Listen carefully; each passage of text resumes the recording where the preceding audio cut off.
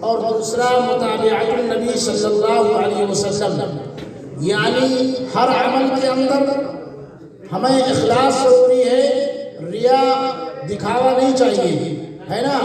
آپ نماز پڑھ رہے ہیں، آپ صدقہ و خیرات دے رہے ہیں تو یہ سب خالص لوجہ اللہ ہونی چاہیے، اس کے اندر ریا دکھاوا نہیں ہونی چاہیے۔ ہمارا جو بھی عمل ہو وہ اللہ کے نبی صلی اللہ علیہ وسلم کے عمل کے مطابق ہو، ہے نا۔ جو عمل نمبر 2 متابعت النبی صلی اللہ علیہ وسلم، ہے نا۔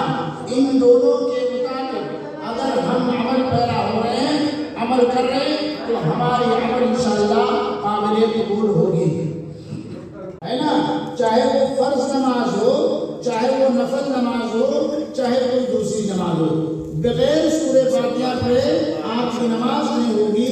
یہی بات کرتے ہیں وَإِيَّاكَ نَسْتَعِينُ، اور تجھ سے مدد مانگتے ہیں، تو پھر کہیں کسی اور سے مانگنے کی ضرورت نہیں ہے، ہے نا۔ میرے بھائیو، اگر ہم